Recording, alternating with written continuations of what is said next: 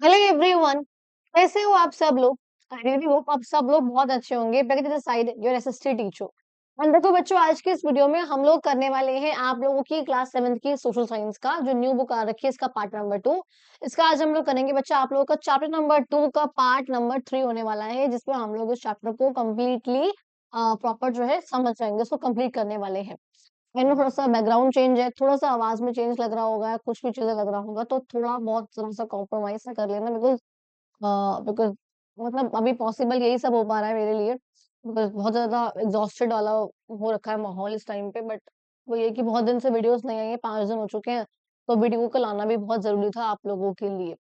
ठीक है जी। तो चलिए ज़रा हम लोग अब आज की इस वीडियो को अपना शुरू करते हैं। अगर आप लोगों ने जो प्रीवियस पार्ट्स इसके रहे हैं वो पार्ट नंबर 1, पार्ट नंबर 2, जहाँ पे हमने बाकी कुछ नेबरिंग कंट्रीज़ के बारे में पढ़ा था, आइलैंड नेशन, मालदीव्स, इन सब के बारे में पढ़ा था। हमने हमारी कुछ जो कौन-कौन से कहाँ-कहाँ पर जो बॉर्डरिंग कंट्रीज़ हैं, लैंड बॉर्डरिंग कौन-कौन सी है, थोड़ी बहुत दूर की भी ईरान वगैरह, उन सब के बारे में भी, अफ़गानिस्तान, पाकिस्तान, इन सब के बारे में भी हमने अपनी प्रीवियस वाली वीडियोज़ में सब कुछ पढ़ लिया था। तो अगर आप लोगों ने वो वाली वीडियोस नहीं देखी हो तो पहले आप लोग जाके उन वाले पार्ट्स को चेकआउट करना, तभी हम लोग आगे की तरफ आप लोग बढ़ना। ठीक है जी। एंड जो आज हमें शुरुआत करनी है, तो आज हमें पढ़ना है यहाँ से आपका पार्ट नंबर 3 में from Dwarka to Dvaravati and Ayodhya to Ayodhya. अब ये क्या चीज है? ये मत समझना कि हमारे ये जो नाम है वो चेंज होके ऐसे हुए हैं, नहीं। ये हमारी बात ही नहीं हो रही है। ये बात हो रही है किस तरीके से हमारी कंट्री जो है आपस में किसी और नेशन से इतना कनेक्टेड थी कि जैसे हमारे यहाँ पे नाम है, वैसा ही सेम सेम सा नाम उन्होंने अपने यहाँ भी अपने शहरों का रखा था। तो उसकी बात ये कर रहे हैं। और आखिर ये कौन सी कंट्री की बात हो रही है? तो वो बात हो रही है बच्चा आप लोगों के थाईलैंड की। किसकी बात हो रही है? वो बात हो रही है आप लोगों के थाईलैंड की। कहते हैं ये दोनों ही बहुत ज्यादा ही क्लोजली लिंक्ड थे मैरीटाइम मैरीटाइम ट्रेड से। अब आप लोग जरा एक बार यहाँ पे, कहाँ गया वो मैप, ये रहा। इस वाले मैप में नहीं, ये वाला मैप नहीं था। Just a second. आप लोग जरा एक बार यहाँ पे इस वाले मैप में देखो। ये रहा। यहाँ पे हम कौन सी बात कर रहे हैं? हम बात कर रहे हैं थाईलैंड, यानी कि येलो वाला कौन सा है? ये रहा। आपको दिख रहा है? अभी इंडिया से ज़्यादा दूर नहीं है, म्यांमार के बिल्कुल बगल में ही है। इसकी कैपिटल कौन-सी है इसकी? बैंकॉक। ये तो बहुत बच्चों को पता होगा, थाईलैंड की कैपिटल क्या है? बैंकॉक है। तो अब यहाँ पे हम उसी की बात कर रहे हैं, किस तरीके से ये दोनों ही नेशंस आपस में मैरीटाइम ट्रेड के थ्रू, जो मैरीटाइम रूट्स हैं, जो पानी से जा रहे हैं रूट्स हैं, और जो हमारी जो ज्योग्राफी है, जहाँ पर हमारी लोकेशन है, उसके उसकी वजह से काफ़ी जो है ये इंटरलिंक्ड आपस में क्लोज़ली लिंक हो रखे हैं। क्योंकि आपस में मैरीटाइम बाउंड्री भी शेयर करते हैं, तो ये जो करेंट कंट्रीज है वो काफी कनेक्टेड है बहुत पुराने समय से, कल्चरल टाइम यानी कि बहुत पुराने समय से। अब वो ट्रेड के थ्रू भी है और कल्चरल एक्सचेंज के थ्रू भी है, यानी कि कल्चर में जो एक्सचेंज होता आ रहा है, जो ट्रेडिशंस में, जो कस्टम्स में जो एक्सचेंज होता आ रहा है, यहाँ के कस्टम वहाँ फॉलो हो रहे हैं, वहाँ के यहाँ फॉलो हो रहे हैं। इसकी वजह से भी कंट्रीज जो आपस में काफी कनेक्टेड है। कहते हैं 3rd सेंचुरी बीसीई, वही यानी कि पुरानी बात करी जा रही है, आपको समझ रहे हो आप? नंबर लाइन से नेगेटिव साइड वाली बात करी जा रही है, पीछे की बात करी जा रही है, एंशिएंट टाइम की बात करी जा रही है। कहते हैं इस टाइम पे जो इंडिया के ट्रेडर्स हुआ करते थे, जो स्कॉलर्स हुआ करते थे, इनके जो ज्ञानी है या जो ट्रेडर्स हैं, जो ट्रेड करने के लिए आ रहे हैं, वो लोग काफी ट्रैवल करा करते थे, सेल करते थे। सेल का मतलब क्या होता है कि पानी के थ्रू जब हम जाते हैं किसी बोट वगैरह में, उसे हम बोलते हैं सेल करना। तो वो जो लोग जाया करते थे कहाँ पे? थाईलैंड। क्यों जाते थे? एक्सचेंज इन गुड्स। क्या-क्या गुड्स एक्सचेंज करने? स्पाइसेस, मसाले, टेक्सटाइल्स, कपड़े। हमें पता है कि इंडिया में मसाले और कपड़े सबसे बढ़िया हुआ करते थे। तो कहते हैं कि यहाँ से अपना सामान उठा के वो लोग थाईलैंड में जाया करते थे।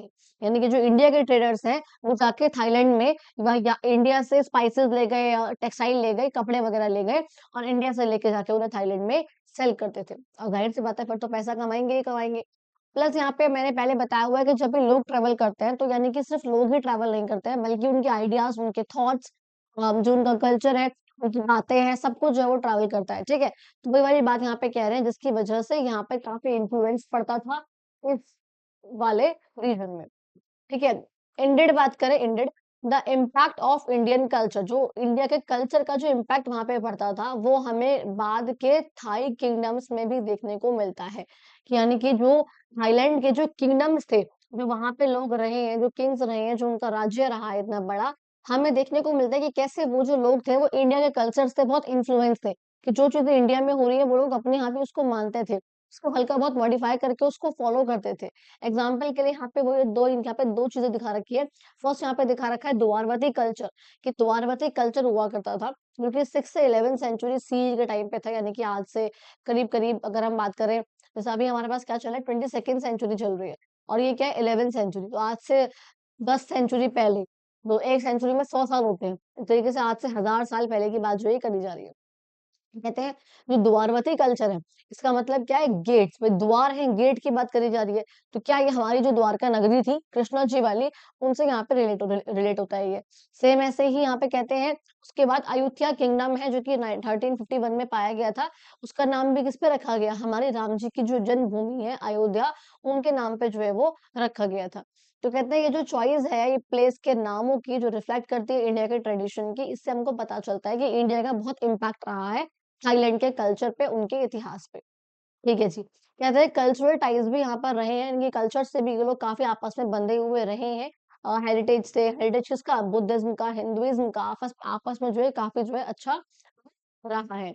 इंडिया के जो मॉन्क्स हैं, स्कॉलर्स हैं, टेक्स्ट वगैरह है, यानी कि जो इंडिया के भिक्षुक रहे हैं, जो ज्ञानी रहे हैं, जो पुरानी बातें उनकी रही हैं, उन सब के थ्रू हमको पता चलता है किस तरीके से थाई थाई का मतलब यहाँ पे क्या है? थाईलैंड। तो थाईलैंड की सोसाइटी को इम्पैक्ट देना, उस पे इम्पैक्ट डालना, तो अपना इन्फ्लुएंस डालना, उनका जो उसमें कितना बड़ा हाथ हुआ करता। अच्छा यहाँ पे एक बात बोली जा रही है, थेरावाडा बुद्धिज्म याद है आप लोगों को? थेरावाडा, हिनायना, महायाना वो सब याद है। तो यहाँ पे कह रहे हैं जो थेरावाडा बुद्धिज्म वो काफी ज्यादा जो है यहाँ पर प्रैक्टिस होता था। कहाँ पे? थाईलैंड में काफी प्रैक्टिस होता था। वही जो हिंदू के डिटीज थे, यानी कि जो हिंदू के मैं कहूँ कि डिटीज, जो हमारे भगवान जी हैं जिनको वो लोग पूजते थे, मानते थे, और जो स्टोरीज है हमारे इंडियन एपिक्स की, यानी कि जो इंडिया के एपिक्स रहे हैं, एपिक्स से बेसिकली क्या, जो हमारी एपिक दो, हमारी दो बहुत ही होली बुक हम उनको मानते हैं ना, महाभारत को और बेसिकली रामायण को, तो उनकी जो है बात यहाँ पर करी जा रही है। अच्छा, ये सब भी जो है हमें उसमें देखने को मिलता है। इवन आपको यहाँ पे ये बैंकॉक के एयरपोर्ट पे आपको ये जो पिक्चर देखने को मिल रही है, इससे कुछ याद आ रहा है? कुछ भी याद आया इससे? वो याद है हमारे यहाँ पे क्या हुआ, समुद्र मंथन किया था, देवी देवताओं के बीच में हुआ था। जिसपे टर्टल पे रख के समुद्र मंथन उसको लपेट कर बेसिकली नाग को, देखो यहाँ पे क्या बता रखा है कि वेल नोन हिंदू का मिथ है ये, बेसिकली मिथ्स यहाँ पर रहे हैं वो, ऑफ समुद्र मंथन, which is called churning of the ocean, की समुद्र को मंथन करना, क्योंकि समुद्र में से बहुत कुछ निकल रहा था। और इसी समुद्र में से जो है वो निकला था अमृत, जिस अमृत के पीछे देवी देवताओं की लड़ाई हुई थी। तो आप मतलब काफी ना एनर्जी डाउन है मेरी इस टाइम, बहुत एनर्जी स्लो है, बहुत एनर्जी डाउन है, लेकिन जस्ट बिकॉज कि 5 दिन से वीडियो अपलोड नहीं हुई थी, तो मुझे करनी तो थी कैसे ना कैसे करके, बट एनर्जी बहुत ज्यादा डाउन हो रखी है। तो अगर आप लोगों को आवाज सुनने में थोड़ा भी इशू आ रहा हो ना, कि आप कुछ लग रहा हो, तो प्लीज आवाज को तेज कर लेना, फुल वॉल्यूम करके आवाज को सुन लेना, बिकॉज मेरे में से इतनी ही आवाज मुझसे निकल पा रही है, तो I am really sorry for that. ठीक है। कहते हैं यहाँ पे सुर है, यहाँ पे असुर है। देखो ये आपको ये वाले दिख रहे हैं, ये हमारे जो देव हैं ये वो हैं, और ये जो शक्ल वाले ऐसे ऐसे अलग अलग हैं, ये सब जो है असुर है, इनके डेमोन्स हुआ करते थे। तो कहते हैं इनको करा गया था भैया कि जो है इन्हें कॉस्मिक ओशन जो है यहाँ पे अमृत मिलने वाला है इनको, है ना? अब बिल्कुल ये जीवन इनका हमेशा रहेगा, अमर रहेंगे, ये सब चीजें यहाँ पर था। तो यहाँ पे जो वासुकी नाग है, वासुकी नाग को एक तरफ जो है इन्होंने पकड़ा हुआ है, एक तरफ जो है इन देवों ने पकड़ा हुआ है, और ये सब जो है इनको खे और ये सब जो है इनको वो कर रहे हैं इस तरीके से, मतलब इनका वो चल रहा है, एंड ताकि जो है इसमें जो समुद्र है वो उसका चौन हो सके, एंड चौन होके जो है इसके अंदर से वो निकल सके। कहते हैं तो रस्सी समझ के जो है बासुकी नाग को लपेट रहे हैं टर्टल के ऊपर, विष्णु जी का बेसिकली वो है वो। ठीक है। और इसके ऊपर है यहाँ पे ताकि उन्हें मिल सके। कहते हैं ये जो है स्वर्ण भूमि एयरपोर्ट के बारे में आपको याद होगा, हमने ऊपर भी पढ़ा था, उसका भी यहाँ पे हमें उससे सीखने को कुछ ना कुछ मिलता है। आगे देखो बात करते हैं इंडिया, म्यांमार, थाईलैंड। ठीक है, इंडिया, म्यांमार, मैंने बताया मैंने थाईलैंड के बिल्कुल बगल में है म्यांमार, अभी ऊपर हमने देखा था। तो कहते हैं इन तीनों का ही ट्राइलेटरल हाईवे है यहाँ पर, जो कि बहुत आराम से जो पुराना माउंटेनियस वाला वे था इनको क्रॉस करके यहाँ तक पहुंचने का, उसको रिवाइव करता है वो। यानी कि इनके बीच में जो है एक वो बना हुआ है, जैसे हम क्या बोलते हैं इसको, क्या है कि हाईवे बना हुआ है, जिससे जो लोग हैं वो आराम से बहुत आसानी से ट्रैवल कर सके। कहते हैं stretching from India state of Manipur through through Myanmar and into Thailand. बिल्कुल ऊपर हमने मैप देखा था, वहीं पे आप समझ सकते हो कि इंडिया की स्टेट यहाँ से मेघालय से निकलेंगे, यहाँ से इधर से निकल के म्यांमार से निकल के एंड यहाँ पे बैंकॉक तक जो है वो जाते हैं। ठीक है जी, समझ में आ गया? तो मणिपुर से निकल के यहाँ तक आ जाएंगे। ये हाईवे जो है वो ओवरलैंड कनेक्टिविटी यानी कि प्रॉपर लैंड से कनेक्टिविटी करता है, ताकि जो है ट्रेड अच्छा हो सके, कोऑपरेशन अच्छा हो सके, कंट्रीज जो है आपस में काफी इन्वॉल्व हो सके। तो बेसिकली ये जो इंडिया, म्यांमार और थाईलैंड के बीच का एक हाईवे है। ठीक है जी। फिर देखो नेक्स्ट हम बात करेंगे मले पेनिनसुला। मले पेनिनसुला का मतलब क्या है? मलेशिया। मलेशिया की बात यहाँ पे करी जा रही है। एंड मलेशिया यहाँ पर कौन सा है? देखो ये वाला ग्रीन वाला है मलेशिया। ग्रीन कौन सा है? देखो ये रहा हमारा मलेशिया वाला पार्ट। अच्छा, अब देखो पेनिनसुला यहाँ पर क्यों लिखा हुआ है भैया? क्योंकि देखो ऊपर तो लैंड है, यहाँ पे तो इसके लैंड है, पर यहाँ पे पानी है, यहाँ पे पानी है और नीचे भी पानी है। तो तीन तरफ पानी होता है तो क्या बोलते हैं? पेनिनसुला बोलते हैं। तभी तो हमारा इंडिया का नीचे वाला पार्ट को हम पेनिनसुला बोलते हैं ना। अगर चारों ही तरफ पानी हो, अंडमान निकोबार हो गया, लक्षद्वीप हो गया, तो चारों ही तरफ पानी है तब वो आइलैंड बनता है। तीन तरफ पानी होगा तो वो क्या बनेगा? पेनिनसुला बनेगा। ठीक है, तो वही यहाँ पर कहते हैं कि जो रिलेशनशिप है यहाँ पे इंडिया और मलेशिया का, ये मतलब बहुत पुराना जो है चलता आ रहा है, कल्चरल इकोनॉमिक एंड मतलब बहुत पुराना है। और सबसे जो है देखो हर एक कंट्री में यहाँ पर ये लाइन लिखी हुई है कि कल्चरली कनेक्टेड है, ट्रेड के थ्रू कनेक्टेड है, कल्चर है ना, इकोनॉमिक कोऑपरेशन, हिस्टोरिकल, इकोनॉमिक, ये सब यहाँ पे ये लाइन तो हर एक कंट्री में लिखी हुई है। एक पाकिस्तान की गारंटी नहीं लेती हूँ, बट पाकिस्तान का अलग सीन रहा है बिकॉज वो इंडियन सब कॉन्टिनेंट का पार्ट रहा है, तो वो भी इस लाइन के अंडर आता है बहुत हद तक। तो कहते हैं कि जो मले पेनिनसुला है ये इंडिया से कनेक्टेड है कैसे? सी रूट के थ्रू, हमने भी देखा था। हिंदू और बुद्धिस्ट का कल्चर का इन्फ्लुएंस बहुत है यहाँ पे, यानी कि हिंदुइज्म का और बुद्धिज्म का कल्चर का इन्फ्लुएंस यहाँ पर बहुत ज्यादा है, और ये थाईलैंड में अलग अलग नामों से शुरू हो गया था।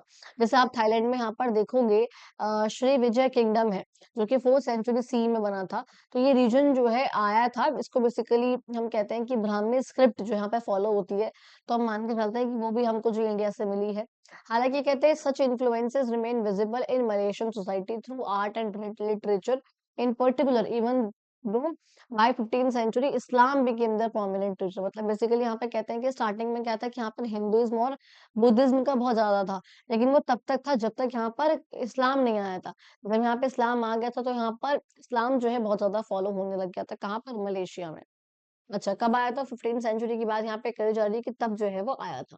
1920 सेंचुरी में एक बहुत ज्यादा लार्ज नंबर ऑफ मतलब बहुत ज्यादा इंडिया के जो वर्कर्स थे, खासकर जो साउथ इंडिया से आए थे, माइग्रेट हुए थे वो Malaysia, migrated to Malaysia to work as a labour.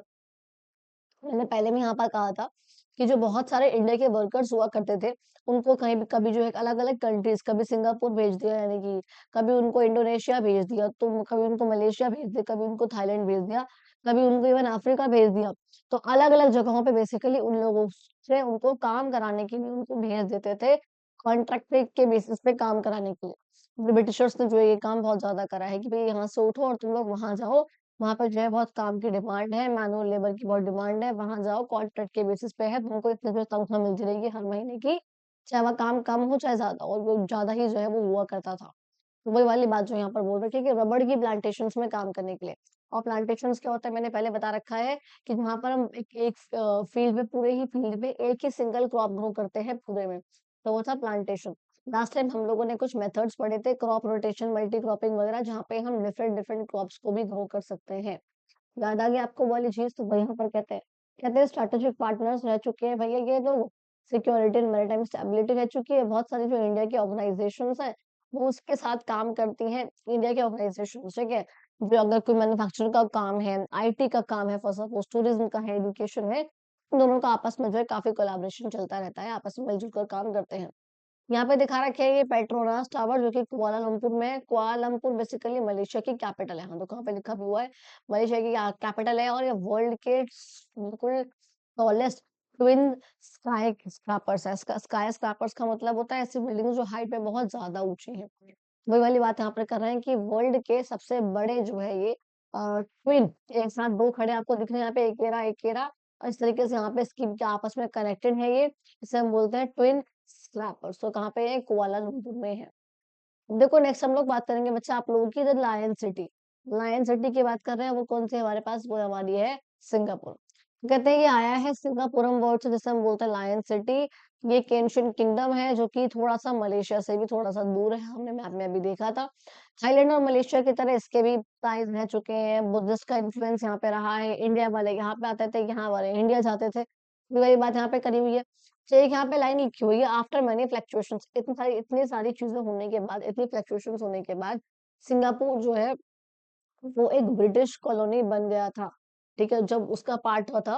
और उसके बाद जो है, मतलब जैसे कि मान लो पहले अलग सिंगापुर था ये, फिर ये ब्रिटिशर्स के अंडर आ गया इसके बाद, फिर जो है दोबारा से ये मलेशिया का पार्ट बन गया, और फिर फाइनली इसको जो है कहते हैं कि अलग सा एक नेशन बन गया था, एक कंट्री बन गई थी छोटी सी ये। कब बनी है? वो बनी 1965 में। और ये इम्पोर्टेंट है, यहाँ पर तुम्हारे एमसीक्यू पर्सपेक्टिव के लिए भी जो है काम वो आ सकता है। कहते हैं तमिल जो है वो सिंगापुर की one of the official languages में से आता है, तो इससे हमको पता चलता है कि आखिर साउथ इंडिया का और सिंगापुर का कितना बढ़िया रिलेशन रहा होगा, कि जब हमारी कोई लैंग्वेज उनकी कहीं ना कहीं उनकी बाकी ऑफिशियल लैंग्वेजेस में से कोई एक उनकी ऑफिशियल लैंग्वेज भी है। अच्छा, अगर मैं पूछूं कि हमारी ऑफिशियल लैंग्वेजेस कौन कौन से, तो क्या कहोगे आप लोग? तो जरा मुझे कमेंट बॉक्स में बताना। अभी रोको वीडियो, मुझे बताओ कि हमारी ऑफिशियल लैंग्वेज कौन सी है या फिर हमारी नेशनल लैंग्वेज कौन सी है। तो ये आप लोग मुझे बताओ कमेंट बॉक्स में, बाद में अभी आपको बताऊंगी थोड़ी देर बाद। कहते हैं सिंगापुर का यहाँ पर जो है बेंचमार्क का यहाँ पर अर्बन प्लानिंग करने के लिए, मेंटेनेंस करने के लिए, सिटीजन्स का यहाँ पर बहुत बड़ा बहुत बढ़िया यहाँ पर रोल रहा है। जो सड़कें हैं, जो स्ट्रीट्स हैं, जो गलियां हैं, उसको कूड़े से फ्री रखने के लिए, लिटर का मतलब होता है कूड़ा, तो उसको उससे फ्री रखने के लिए बहुत ज्यादा जरूरी है हुआ करता था। इट हेल्प दैट, ये हेल्प करता था found that anyone found throwing garbage on the street, कि अगर कोई भी दिख गया ऐसा जो कि गलियों में जो है कूड़ा फेंक रहा है, या अगर ट्रैफिक के रूल्स को डिसरिस्पेक्ट कर रहा है, इंडल्ज हो रहा है, अगर जे वॉकिंग में, जे वॉकिंग का मतलब क्या होता है कि जो लोग वहां पे रोड क्रॉस करते हैं ना बिना ट्रैफिक रूल्स को देखे, कि जो है ग्रीन बत्ती हो रखी है, ग्रीन लाइट हो रखी है, वो क्रॉस कर रहे हैं, भाड़ में जाओ मुझे तो निकलना है, ऐसे नहीं होना चाहिए। तो कहते हैं इन सब लोगों पे बहुत ध्यान रखते हैं बेसिकली, और सिटीजन भी जो है खुद पे काफी ध्यान रखते हैं इन सब चीजों को करने के लिए। और अगर कोई ऐसा करता हुआ पाया गया तो उसको फिर जो है पनिशमेंट भी मिलती है। With a focus on well-being, the city has many people-friendly, sustainable oriented features. कहते हैं कि बिकॉज जो है वेलबींग पे बहुत फोकस रहा है, तो जो शहर है इसके बहुत ज्यादा जो है क्या है, सस्टेनेबल ओरिएंटेड फीचर्स हैं, यानी कि यहाँ पे जो ऐसे काम होता है ताकि वो आज के इन्वायरमेंट को नुकसान ना पहुंचाए और आगे आने वाली जनरेशन के लिए भी उस चीज को बचा के रखे। तो इस चीज पे वहां पे बेसिकली बहुत ध्यान दिया जाता है, ये वाली बात यहाँ पर कही हुई है। कहते हैं सिंगापुर के जो कॉन्टैक्ट्स हैं वो इंडिया से काफी बढ़िया यहाँ पर रहे हैं रिसेंट ईयर्स में खासकर। कहते हैं ये जो आइलैंड नेशन है वो लार्जेस्ट फॉरेन इन्वेस्टर बन गया है, इंडिया में काफी इन्वेस्ट करते हैं ये सिंगापुर वाले, खासकर एग्रीकल्चर सॉरी इंफ्रास्ट्रक्चर और टेक्नोलॉजी के सेक्टर्स में। और कहते हैं जो बहुत सारी इंडिया की जो कंपनीज हैं वो भी यहाँ पर जो है ऑफिसेज हैं उनके सिंगापुर में। सिंगापुर को जो है बहुत ज्यादा टूरिस्ट जो है सिंगापुर घूमने जाता है, वहाँ के अच्छी अच्छी चीजें देखने जाते हैं वो लोग। और ये जब लोगों को पढ़ने जाना होता है हायर स्टडीज के लिए, तब भी जो है लोग सिंगापुर जाना काफी प्रेफर करते हैं, आपने सुना भी होगी ये चीज। इंडिया के जो प्रेजेंस है हालांकि वो कल्चरल एरियाज में वो भी यहाँ पे हमको देखने को मिलती है। आर्ट, यहाँ पर आर्ट टू कुसीन, यानी कि मैंने बता रखा है जो डिफरेंट काइंड ऑफ जो फूड होता है अलग अलग उसका, तो वो यहाँ पर है। रिलीजन तक में, मतलब बेसिकली कह रहे हैं कल्चर में, आर्ट में, लिटरेचर में, रिलीजन में, है ना, कुसीन में, हर एक चीज में जो है आपस में इन दोनों का इन्फ्लुएंस अब आ रहा है। पता है जो बुद्धिज्म है वो बहुत ज्यादा वाइडली प्रैक्टिस रिलीजन है। बुद्धिज्म को जो है बहुत प्रैक्टिस करा जाता है, बहुत मानते हैं वहाँ पे लोग बुद्धिज्म में। और एथनिकली आप देखोगे तो 9% जो सिंगापोरियंस हैं वो इंडिया के ओरिजिन के हैं, जिसमें से बहुत ज्यादा जो है रहते हैं।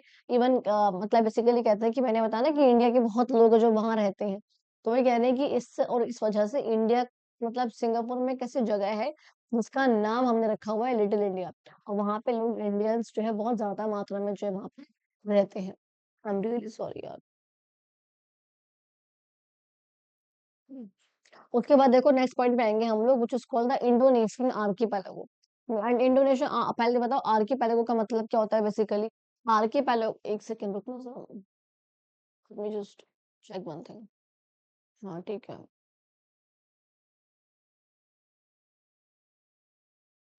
ठीक है।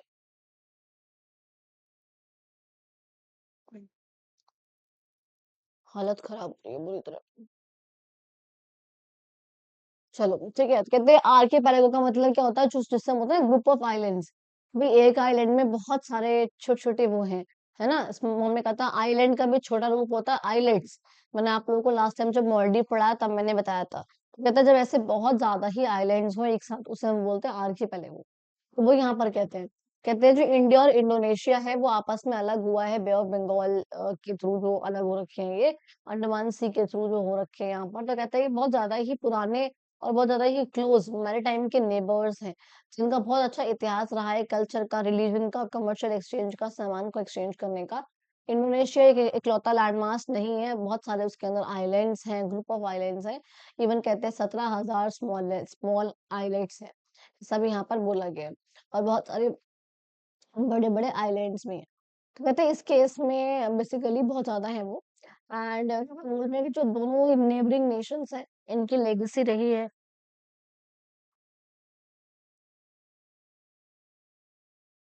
ट्रेड की एंड सोशो कल्चर इंटरेक्शन की that dates back to early maritime trade. कहते हैं यहाँ पर किस तरह से इन दोनों के ही बीच में अच्छा खासा ट्रेड रहा है, किंगडम यहाँ पे जो इनका काफी अच्छा यहाँ पर रहा है और बहुत बड़े बड़े यहाँ पे आइलैंड्स रहे हैं जावा के एंड सुमात्रा के। आज की बात नहीं कर, आज से 2000 साल पुरानी बात ये कर रहे हैं। कोलैबोरेशन जो यहाँ पर रहा है इंडिया की बेसिकली जैसे हमारे टाइम पे मैंने बता रखा था कि नालंदा यूनिवर्सिटी हुआ करती थी, जहाँ पे डिफरेंट डिफरेंट लोग जो है वो पढ़ने आया करते थे अलग अलग देशों से। बिहार में हुआ करती थी मैंने बताया था। और कहते हैं कि एंशियंट इंडिया एंशियंट इंडोनेशिया की बेसिकली मोरा जम्बी एक टेम्पल कॉम्प्लेक्स था जो वहाँ पे जो यहाँ पे इंडोनेशिया में हुआ करता था, जो कि स्ट्रेंथन करता था दोबारा से इस बॉन्ड को। बाद में हम देखोगे कि इस्लाम जो है वो ट्रेवल किया था, बाद में उसने इंडिया के इंडोनेशिया के शोर्स तक जो है ये गया था, किनारे तक तट तक बेसिकली कहते हैं गया था। कहते हैं मंडल शेप्ड बोरोबुडुर स्तूपा है, जो कि वर्ल्ड का सबसे बड़ा बुद्धिस्ट का मॉन्यूमेंट है, जो कि वहीं पर है इंडोनेशिया में। तो ये चीज जब बेसिकली खासकर जब इंडिया की कोई चीज, कोई कल्चर, कोई इतिहास, कुछ भी चीज जो है ना, जब वो इंडोनेशिया तक पहुंचती है, किसी और नेशन तक पहुंचती है, तो उस समय समझ में आता है कि इनके बीच में एक्चुअल में कल्चर के ट्रेड के टाइल्स जो है बहुत ही बढ़िया रहे। हिस्टोरिकल इन्फ्लुएंस, कल्चर इन्फ्लुएंस जो है बहुत ज्यादा ही रहा है। कहते हैं ये जो शेयर्ड हिस्ट्री है, विजन है, कल्चर है, फ्यूचर के लिए ये बहुत अच्छा रोल प्ले करता है इन दोनों के बीच में रिलेशनशिप को डेवलप करने के लिए। आज के टाइम पे आप देखोगे इंडिया और इंडोनेशियन जो है आपस में काफी अच्छे से काम करते हैं पीस को प्रमोट करने के लिए, सस्टेनेबल डेवलपमेंट के लिए, स्पेशली कहाँ पे इंडो पैसिफिक रीजन में। स्ट्रैटेजिक कोऑपरेशन भी जो है इनके बीच में यहाँ पर है एंड मैरीटाइम सिक्योरिटी है, डिफेंस है, डिजास्टर रिलीफ है। दोनों ही कंट्रीज के जो है बहुत बढ़िया अच्छे खासे जो है काफी लंबी लंबी कोस्ट लाइन्स हैं और इन्होंने पायरेसी यानी कि जो ना गुंडागर्दी वाले जो होते हैं, जो समुद्री डाकू जिसे हम बोलते हैं बेसिकली, तो पायरेट्स जो होते हैं, तो उसको लेकर यहाँ पे डिस्कस करा हुआ है। क्लाइमेट चेंज के ऊपर सी के जो वो है उसको कैसे जो है प्रोटेक्ट करना है, वो जो है सब चीजें जो है इन लोगों ने आपस में डिस्कस करी हुई है, तो उसका जो है इन दोनों के बीच का कोऑपरेशन जो है इनके अंदर वो है। ठीक है। कहते हैं कि साथ-साथ मिलकर जो है ये दोनों ही सिविलाइजेशन एक बहुत ही स्ट्रॉन्ग पार्टनरशिप वो क्रिएट करती हैं इस चीज में और जिससे जो आपस में इन दोनों के बीच में काफी अच्छा जो है बॉन्ड भी क्रिएट वो होता है। यहाँ पर दिखा रखा है किस तरीके से इंडोनेशियन एक्टर जो है रामायण का एक सीन है, ये आप लोग कमेंट बॉक्स में बताना मुझे कि रामायण का कौन सा सीन है जो कि यहाँ पे जो है डिस्प्ले करा जा रहा है। थोड़ी देर पहले मैंने आप लोगों से एक चीज़ पूछी थी, क्या पूछी थी मैं वो खुद ही भूल चुकी हूँ। मैंने कहा था कि अभी आप लोग बताओ फिर मैं इसका आंसर करूँगी। बट अब मैं भूल चुकी हूँ कि मैंने आप लोगों से पूछा क्या था एग्ज़ैक्टली। ठीक है, जो भी है आप लोग मुझे बताना। आप लोगों ने तो वीडियो देखी है पीछे की। कमेंट बॉक्स में आप लोग बताओ, इसका भी आंसर जो है आप लोग बताओ। ठीक है? ओके। कहते हैं इंडोनेशिया का जो आइलैंड है वो एक ऐसे रीजन में है जहाँ पे बार-बार जो अर्थक्वेक आते रहते हैं जिसकी वजह से काफ़ी ज़्यादा अर्थक्वेक प्रोन ये एरिया बन जाता है। 26 दिसंबर 2004 को आपको हमें पता है जो सुनामी आई थी अंडमान निकोबार के पास, तो बहुत बड़ा बेसिकली अर्थक्वेक आया था यहाँ पर। जायंट वेव्स यहाँ पर जो है ओशन से क्रॉस करते-करते बहुत सारी कंट्रीज के तटों को क्रॉस करके यहाँ पे वो आई थी। इवन कहते हैं इंडिया में भी 15,000 लोगों ने अपनी जान दी थी जब वो यहाँ पे टकरा गई थी, खासकर तमिलनाडु में। केरला में, अंडमान निकोबार में, तो उस टाइम पे बहुत लोगों ने अपनी जान तक दे दी थी। 15,000 से समथिंग लोग जो है यहाँ पर उनकी जान चली गई थी इंडिया में भी। ये हम कहते हैं जिन जो लोग मर गए थे ओवरऑल वो 2 लाख लोग था, 2 लाख आदमी था, 2 लाख इंसान थे वो।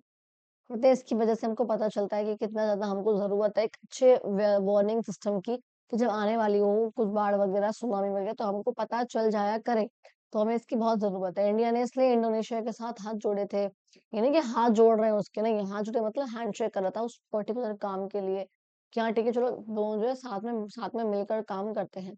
श्रीलंका, थाईलैंड और जो कुछ और ओशियन कंट्रीज हैं, एक अच्छा नेटवर्क क्रिएट करने के लिए सैटेलाइट्स का, कम्युनिकेशन लिंक वगैरह का।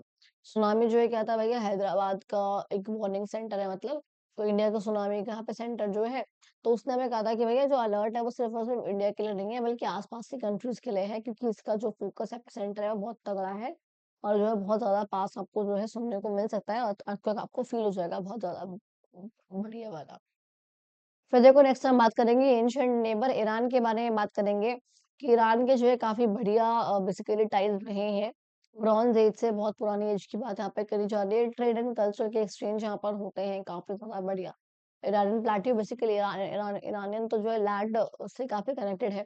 तो कहते हैं इसका जो है लैंड रूट से जो है कनेक्टेड हुआ करता था। ऑल्दो आप देखोगे यहाँ पर ये जो लैंड रूट था ये पाकिस्तान को क्रॉस करके, अफगानिस्तान को क्रॉस करके फिर जो है ईरान पहुंचता था। ग्रेजुअली ये जो रूट्स थे वो सिल्क रूट का पार्ट बन गए थे। हमने पहले भी पढ़ा था कि सिल्क रूट का जो है ये सब पार्ट बन गए थे। कि जब इनिशियली पहले यहाँ पर सिर्फ इनका ट्रेड हो रहा था, फिर यहाँ पे किसी ने उनको बताया सिल्क के बारे में कि सिल्क बिकता है, तुम लोग सिल्क पहनते नहीं हो यूरोप वालों, फिर तुम लोग किस बात के अमीर हो। और तब उन लोगों ने जो क्या किया, सिल्क को मंगाना चाइना से शुरू कर दिया था। एंड तभी हम देखते हैं कि सिल्क रूट का ही जो है ये वाला चीज भी पार्ट बन गई थी। कि बेसिकली सिल्क रूट का मतलब मैंने पहले भी समझा रखा है, हमने उसकी पिक्चर भी देख रखी है ऑलरेडी, तो अब समझाने की नीड तो ऐसा सच नहीं है। लेकिन हमें देखा था कि चाइना से किस तरीके से अलग अलग कंट्रीज का जो है ट्रेड हो रहा है, तो वो एक इस रूट के थ्रू कनेक्टेड है। और इसका नाम था सिल्क रूट। सिल्क रूट नाम इसलिए था बिकॉज इसमें सबसे ज्यादा मात्रा जो है सिल्क की ही हुआ करती थी। कहते हैं अवेस्ता जो कि ज़ोरास्ट्रियनिज्म का टेक्स्ट है, ज़ोरास्ट्रियनिज्म जो कि पारसी फॉलो करते हैं, पर्शियंस फॉलो करते हैं। तो कहते हैं इंडिया का हमको पता चलता है इसके बारे में। इंडिया के ऋग्वेद में, वेदों में पता चलता है। वेद यानी कि जो यजुर्वेद, यजुर्वेद, अथर्ववेद, ऋग्वेद वगैरह है, ये सब। देखिए इंडिया के जो कुछ टेक्स्ट है हमारे पास, महाभारत है जिसमें पर्शियंस के बारे में है, प्रासिका के नाम से लिखा हुआ है उसमें। ठीक है, बाद में ये जो है मतलब पहले ये पर्शियन लैंग्वेज में था, बाद में जो इसको ट्रांसलेट करके संस्कृत में लिख दिया गया था, ताकि सब लोग समझ सकें। जो कि which belong to same language family, ये जो है सेम लैंग्वेज फैमिली से आता है। अच्छा, कहते हैं कोर्ट लैंग्वेज जो इंडिया में यहाँ पर यूज कर गई थी, वहां पर कौन सी थी भैया, पर्शियन ही जो है वो हुआ करती थी। ऑफ कोर्स जो पारसी हुआ करते थे इंडिया में, वो उनका पर्शियन के कल्चर के साथ जो है काफी कनेक्शन हुआ करता था, जाहिर सी बात है। कहते हैं इस मॉडर्न टाइम्स में इंडिया एंड ईरान जो है काफी कोऑपरेट करते थे बहुत सारे एरियाज में। जैसे ट्रेड का, एनर्जी का, ट्रांसपोर्ट का, इन लोगों का आपस में काफी अच्छा ट्रेड था इन सब चीजों को लेकर। इंडिया जो है हेल्प करता था, हेल्प किया है बेसिकली इंडिया ने, जो ईरान का छाबहार पोर्ट है उसको बनाने में। जो कि इंडिया को एक अच्छा एसेस देता है कि वो आराम से जो है अफगानिस्तान तक और सेंट्रल एशिया वाले पार्ट तक, पूरे तक वहां तक जो है पहुंच सके। और इसके साथ साथ भी जो है इसके बावजूद भी बहुत सारे चैलेंजेस थे, लेकिन ये कंट्री आज भी काफी अच्छा हमारे साथ ट्रेड करती है। इंडिया और ईरान के तो बहुत सारी जॉइंट एक्साइज, मतलब कुछ जॉइंट पार्टनरशिप भी रहती है, जॉइंट एक्साइज भी है, ये सब चीजें जो है वहाँ की रहती है ये सब। नेक्स्ट देखो हम लास्ट बात कर रहे हैं मेरे ख्याल से, ये लैंड ऑफ कॉपर की बात करेंगे। कहते हैं ये साउथ ईस्टर्न कोस्ट में था, अरेबियन पेनिनसुला के at the intersection of Persian Gulf and Arabian Sea. जो इधर एक लेफ्ट साइड में पर्शियन गल्फ है, अरेबियन सी है, वहां पे जो ओमन आता है आप लोगों का, जिसका नाम क्या है, जो कि क्या है, लैंड ऑफ कॉपर है, बिकॉज वहां पे कॉपर बहुत ज्यादा अच्छी खासी मात्रा में मिलती है। ठीक है, इसका आपस में इनका मैरीटाइम बाउंड्री है इंडिया के साथ, और बहुत अच्छी इंपॉर्टेंस इसकी रहती है एज अ की पार्टनर होने के बाद जो है इंडिया का इस गल्फ के रीजन के साथ एंगेजमेंट होना, ओमन जो है काफी अच्छा रोल प्ले करते हैं इस चीज में।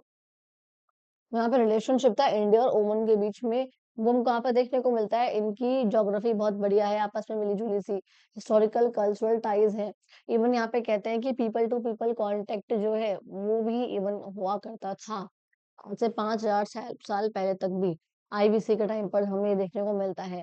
क्योंकि ओमान में कॉपर बहुत ज्यादा है, कि जो हड़प्पा के ट्रेडर्स हुआ करते थे वहां जाते थे, कॉपर लेते थे, और फिर जो है कहते हैं एक इंगॉट्स यानी कि जो वो कहते हैं लंप सा है वो, किसी भी इरेगुलर शेप में है वो, उसका गट्ठर सा है, कुछ भी कह लो उसको। तो वो यहाँ पर दिखा रखा है। फिर यहाँ पे कहते हैं कि उसको लेके जाके मतलब बेसिकली हड़प्पन ट्रेडर्स क्या करते थे, वो उसको लेके आते थे, और फिर जो है वो कॉपर स्मिथ यानी कि जो जिनसे हमने लोहे के स्मिथ होते हैं, जो लोहारी होते हैं, सोने अलग, सुनार अलग होते हैं।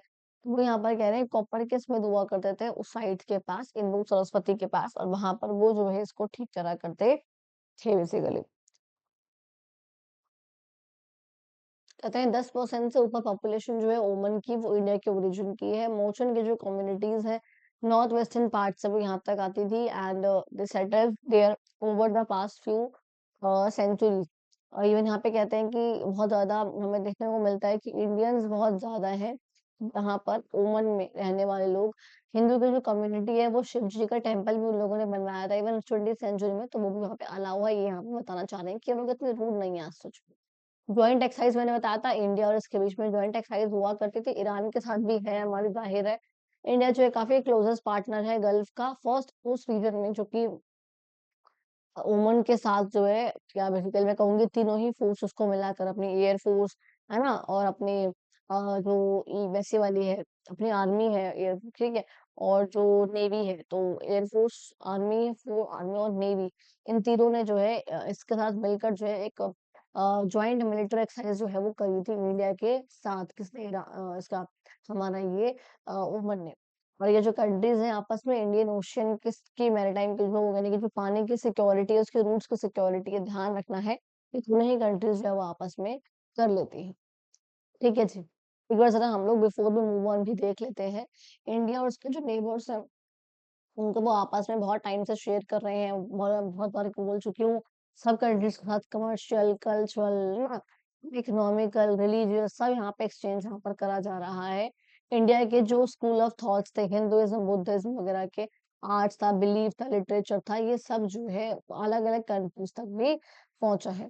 कुछ एंशियंट यानी कि बहुत पुराने रूट्स हुआ करते थे, उत्तरा पथ, दक्षिण पथ, सिल्क रूट वगैरह, स्पाइसेस वगैरह, जो कि इंडिया को कनेक्ट करते थे सेंट्रल एशिया से, साउथ ईस्ट एशिया से। है ना, मैंने देखा था अलग अलग कंट्री से जो इंडिया का रूट उसको कनेक्ट करता था, करता है आज भी, जाहिर सी बात है। इंडिया अपने ट्रेडिशंस को पीसफुली जो है वो उसको बेसिकली हम उसको स्प्रेड करते हैं, फैलाते हैं। हम किसी को कन्वर्जन विश्वास नहीं रखते हैं कि हम हिंदू को मुस्लिम हटवा के हिंदू बनाए, नहीं करते। जैसे यहाँ पे बोल रहे हैं कि रीजनल की जो कनेक्टिविटी है, जो अलग अलग जो रीजन्स में आपस में बीच में कनेक्टिविटी आ रखी है, उससे हमको पता चलता है कि किस तरीके से हम ये इतिहास के लिंक्स को दोबारा से रिवाइव कर सकते हैं। के बावजूद भी यहाँ पे इंडिया की जो फिल्म्स है, म्यूजिक है, टीवी है, ये यहाँ पर बॉन्ड क्रिएट करते हैं, sustain bond in addition to strategy के। बेसिकली ऐसा नहीं कि सिर्फ और सिर्फ बस ट्रेड का चल रहा है या फिर इसका चल रहा है स्ट्रैटेजीज का, बल्कि यहाँ पे बॉन्ड बहुत अच्छा है। फिल्म्स, म्यूजिक, टीवी, कल्चर का इन सबका भी जो एक्सचेंज होता आ रहा है। ठीक है जी, I really hope, I wish, I hope कि आप लोगों को समझ में आ गया हो। वीडियो बहुत फास्ट ना लगी हुई है, कुछ अजीब ना लगा हो आज की वीडियो में, क्योंकि मुझे तो बहुत ऐसा हो रहा है कि यार मैं इतनी ऐसी हो रही हूँ फिलहाल इस टाइम पे, लेकिन विश्वास मानो मैं बहुत अभी वो हो रखा है बिल्कुल, आईज ऐसी हो रही है कि अब बंद हुई, अब बंद हुई, अब बंद हुई। ठीक है, बस आप लोग जितना मैंने पढ़ाया है इस वाले चैप्टर का कोई भी डाउट हो तो कमेंट बॉक्स आप लोगों के लिए ऑलवेज ओपन है। आप लोगों को पता है प्रगति केवल ऑफिशियल वाली आईडी आपको मेरे इंस्टा इसके यूट्यूब के बारे में भी दी जाएगी, तो वो उस वाली आईडी पे आप लोग चाहो तो मुझे मैसेज कर देना अगर इस वाली वीडियो का आपको स्पेसिफिकली खुद भी कुछ भी चीज ऐसी रहेगी जो समझ में ना आई हो। ठीक है जी, बाकी ये आप लोग प्रीवियस वाले पार्ट्स देखना, उस वाले पार्ट्स के बाद आप लोग इस वाले पार्ट पे आना। ठीक है, उसको पार्ट को देखोगे तो आपको और ज्यादा समझ में आ पाएगा, जाहिर सी बात है। बाकी चलिए, आप लोग अपना ध्यान रखो और मिलते हैं हम लोग अपनी अगली वीडियो में। अगर वीडियो अच्छी लगी तो चैनल को सब्सक्राइब करना, वीडियो को लाइक करो, कमेंट करो, शेयर करो, एंड अपने फ्रेंड्स तक को इस तक पहुंचाओ। ठीक है जी, थैंक यू सो मच बच्चा, मिलते हैं अपनी अगली वीडियो में।